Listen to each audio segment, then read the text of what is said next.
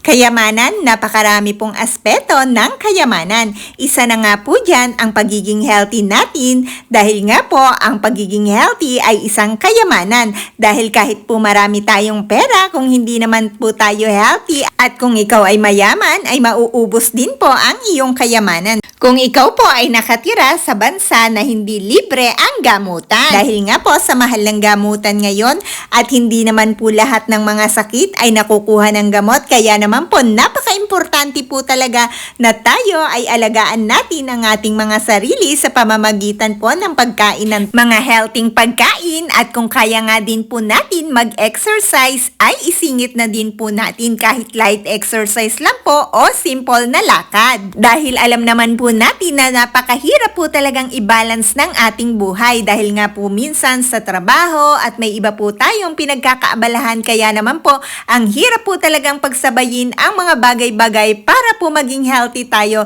sa ating mga kalusugan. Lalo na po minsan na kapag gusto natin matulog ng maaga ay hindi po pwede dahil marami pa po tayong ibang bagay na gagawin kagaya nga lang po ng ating gawain na pagluluto, paglalaba at iba pang gawain.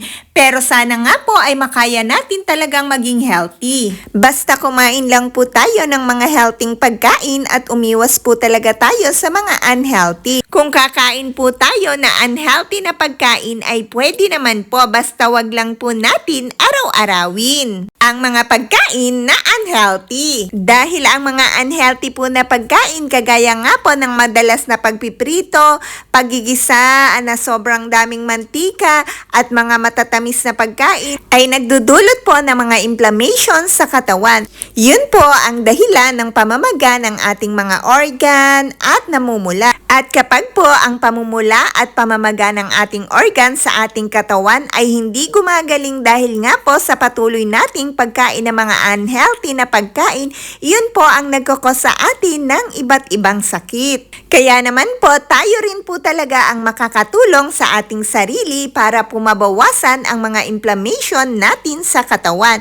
Kumain lang po talaga tayo ng mga healthy pagkain at sapat lang po, at umiwas din po tayo sa mga pagkain na alam natin na magkakos ng inflammation. At gaya nga po ng sinabi ko sa inyo, kung kaya po natin mag-exercise ay gawin po natin. Dahil ang pag-e-exercise po ay napakalaking tulong po yan sa ating katawan para mabawasan po ang mga inflammation natin sa katawan. Dahil sa ganong paraan po kapag po tayo nag-e-exercise, nagpa-function po ng mabuti ang ating mga organs, muscle, stomach, veins, at marami pa pong iba. Pati na rin po, napapalakas po natin ang ating mga puso dahil po sa pamamaraan na pag-e-exercise, ang ating pong puso ay lumalakas at sumisigla. At kung ikaw naman po ay may constipation, ang pag-e-exercise din po ay tamang-tama para sa iyo. Dahil po kapag nag-e-exercise po tayo, gaya po ng sabi ko kanina na ang mga organ natin ay gumagana. Gaya po ng ating mga stomach at pati na rin po ang ating mga large and small intestine. Kung ikaw ay nag-exercise ay gagana po sila ng maayos. Kaya naman po magigiling po ng maayos ang ating mga kinakain, kaya po ang iyong constipation ay mababawasan. At kung ikaw naman po ay hindi mahimbing ang iyong tulog palagi, ang pagkain po ng mga healthy pagkain at ang pag-exercise ay makakatulong din po yan para makatulog po tayo ng mahimbing. At take note po, syempre po dadagdagan na rin po natin ang pag-inom ng water dahil ang water po ay malaki din po ang naitutulong niyan sa ating mga kalusugan.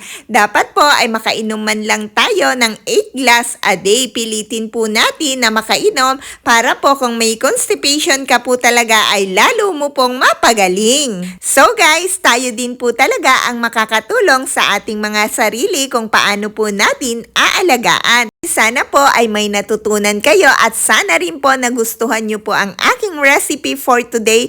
Para po laging healthy, kailangan po mas marami tayong kinakain na gulay at prutas sa ating mga daily na pagkain. So for today video nga po pala, low carb po tayo. At yun nga po, may isda na, may gulay pa at may prutas pa. Para po kahit papano, siguro po kahit konti ay makumpleto ko po ang mga nutrients po na kailangan ng ating katawan. So guys, sana po ay may natutunan kayo at nagustuhan nyo po ang aking video for today. Sana rin po ay makapagpa-healthy goods na rin po kayo, exercise at kumain ng healthy foods. Thanks for watching!